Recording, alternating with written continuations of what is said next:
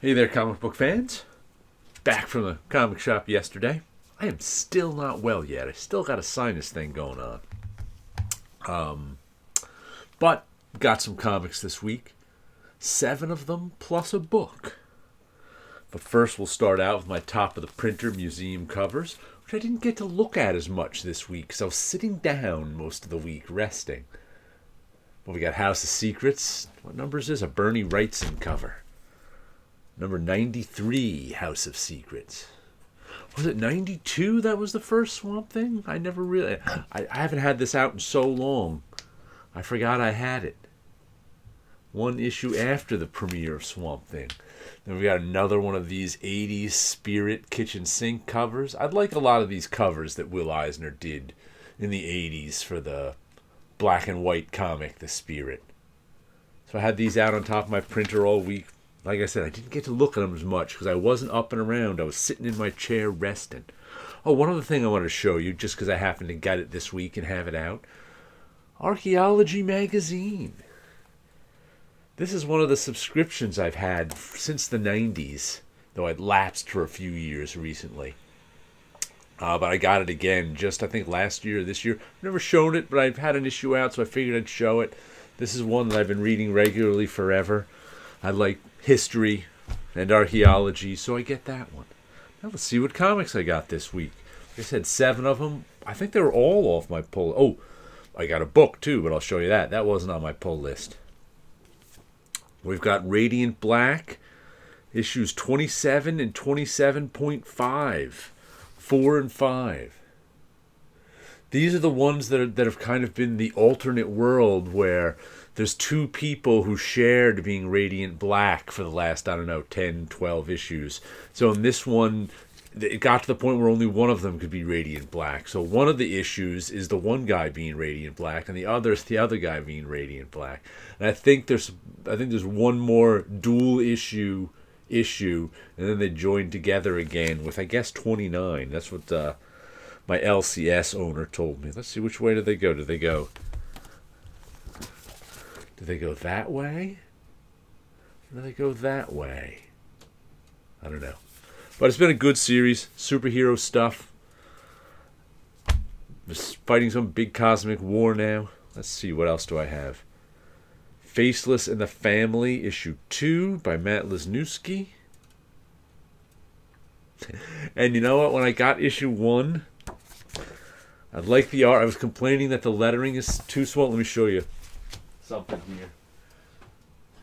What I got?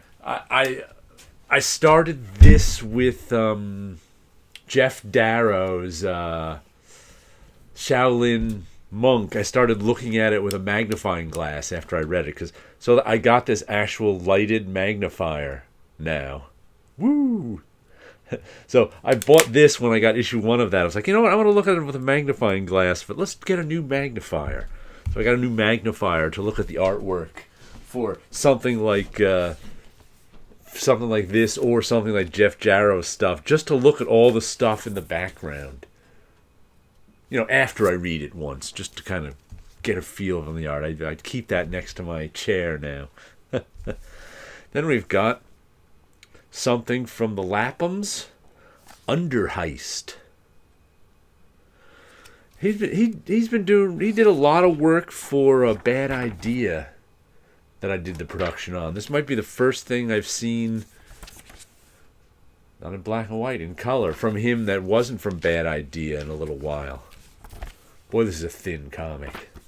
I didn't even realize that when I think that's a 24-page comic, no cover stock, self-covered. That does not feel like a good comic. But I like David Lapham stuff. Looks like it's a heist one. I'm sure I'll enjoy that. Then we've got Damn Them All. Another Boom one that does not feel great. This again feels like this one. Which one's thicker? This one feels a little thin. Must be a 24. Boy, that does not feel good. Damn Them All, issue 11. Charlie Adlard. Simon Spurrier's doing the writing. This one's been good. Yeah, that is... Oh, man, that's thin. I don't think the other ones were this thin. man, comics got to give a cover stock to their comics.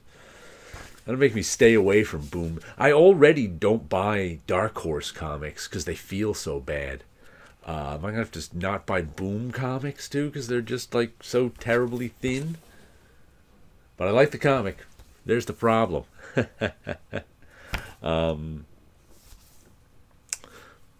I call this one, what do I call it? John Constantine's niece starring. She's a magic user in London.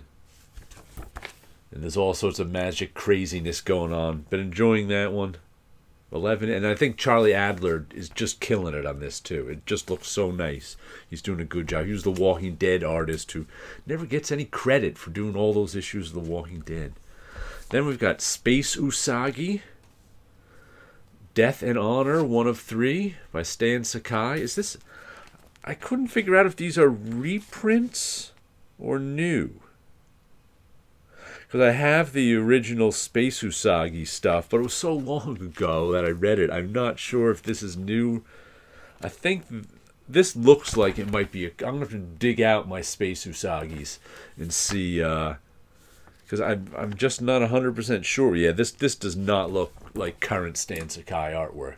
So this must be the colorized version of one of the...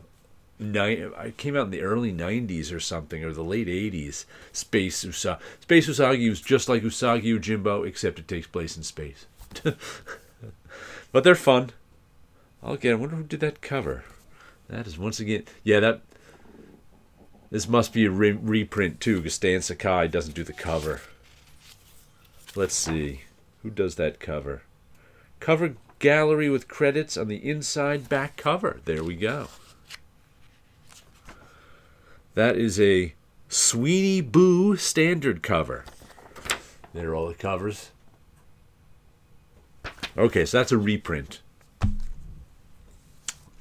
Then we've got Rogue Sun, issue number 17.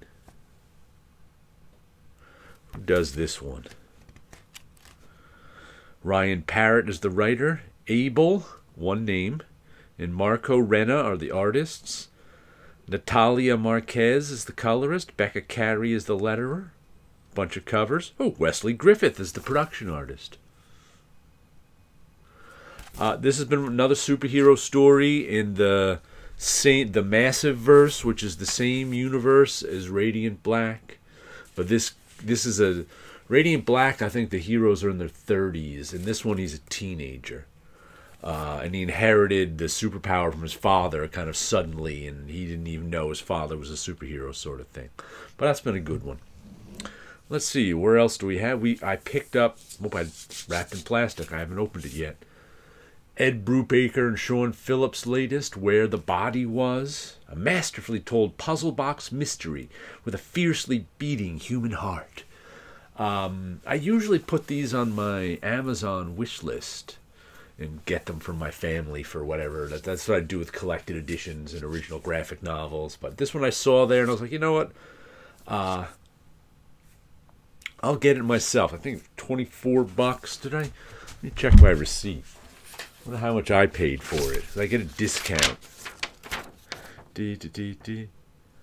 I paid $23.75, I think, was my price on this. But, yeah, I just felt like getting this one off the shelf at my LCS, so I picked it up and spent the cash on it rather than waiting. I like all of Brubaker and Phillips' stuff, so I'm sure I'll read this. They're putting out original graphic novels instead of comic books these days. I guess it makes more money for them. Let me show you a little of my artwork. I didn't get anything done this week, but I had, this is the Last Dreams of Things cover. When did I finish this? 11:30, right before I got sick. I'll forget a couple, because usually I had like one. I show you one, and I have another one done too. Now this is the last one I have done. A face, sort of. That's some weird patchwork. Her face is patchwork, or his. I'm not sure what. I do a lot of androgynous faces. Who knows if that's a he or a she, or an us or a them? I'm not sure. And there's some Her weird patchwork shirt that's a face, too. I just noticed those right there. It could be teeth in a face. I hadn't seen that before. One of my Dreams of Things covers. Lots of different pinks and magentas and reds and some kind of purple. Fun stuff on there. I haven't looked at that one in a week. It's sometimes it's interesting going back and looking at them when I haven't, because sometimes I finish something, then I put it away, and I don't look at it for a week, so it's like new and fresh to me when I see it, so I can judge it a little easier than if I've been looking at it for a week and go, I can't stand to see that thing anymore. Whew, man, I need to sit down and rest a little more. All right, some comics, some artwork, and you guys have a good week out there.